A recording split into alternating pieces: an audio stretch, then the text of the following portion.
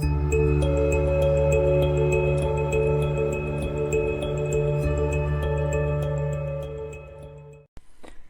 guys, live here from the 40th day of confinement in Spain. I come here to tell you a little bit about how it's going, but also about some interesting revelations, physical revelations regarding my symptoms of multiple sclerosis.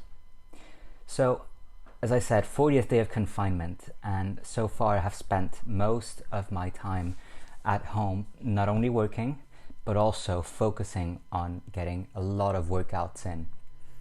Now that I have some quote-unquote extra time, where the commute time doesn't take time away from my day, that leaves me a little bit more space to be able to fit in a few workouts throughout the week. So having focused a lot on my physique, on getting back in shape, and on getting back in control of my muscles, my movements, understanding them as one, but also trying to get them back in shape, because I felt like I've really not dedicated enough time to my physical well-being as of late because of several things, but mainly due to lack of time. So as I was working out with my partner, we do high intensity interval training, which is the one that is the most challenging for me. And I'm someone who likes challenges. I don't like challenges, but I like challenging myself. So I want to be the one setting the rules for the challenge. Once that is in place, I like to take it a step further.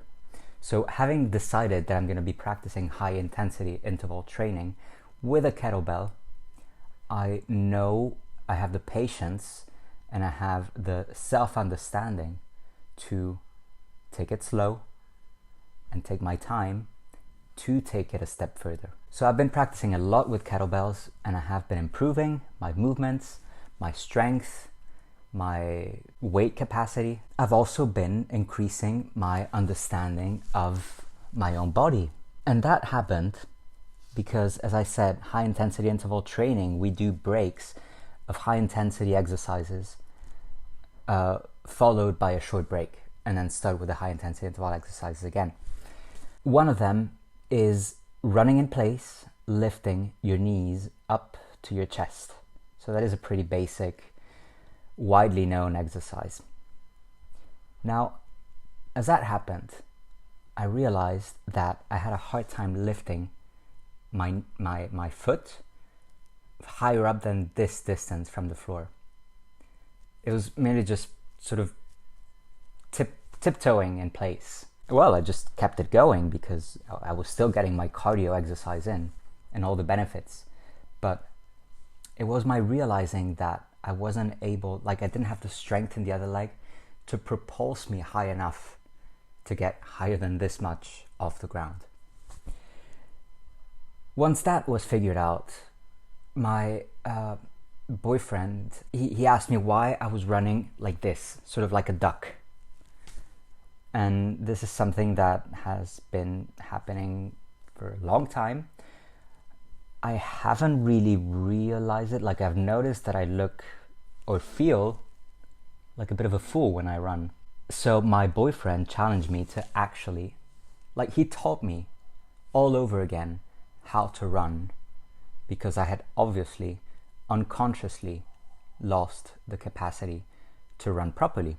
So he told me to, before I take the step, to propulse with the one foot, to go a step further with the other foot, and so on, propulsing to take wider jumps forward.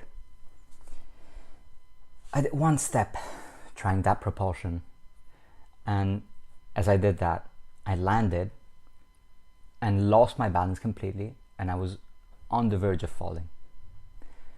As that happened, I realized instantly that my body had adjusted to running like that so as to keep the balance while, if you think about it, running is quite an unsettling movement, because you barely have time to put the foot down before the other one is up and propulsing again and lifting. It's a very mechanical chain movement.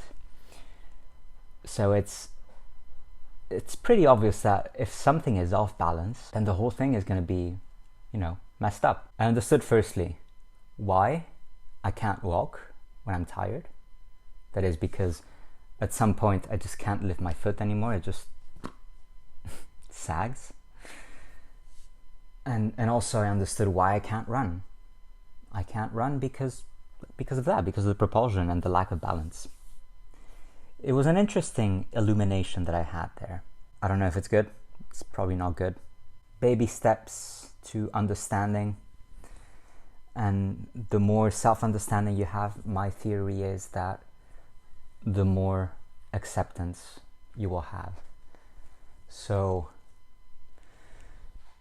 to wrap it all up, I guess I'm encouraging you guys to practice more self-understanding and in turn more self-compassion.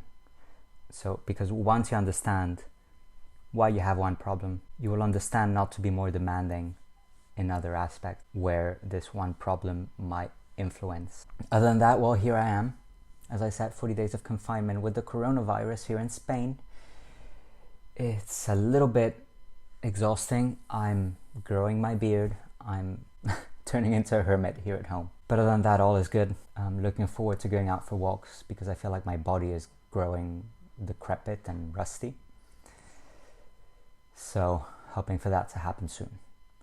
I hope you guys are staying healthy as well, staying safe, staying at home, taking good care of yourselves, and practicing a lot of self-compassion and self-understanding.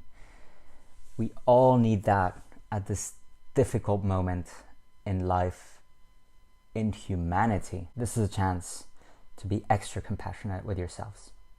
Take care, guys. I will see you soon. Bye-bye.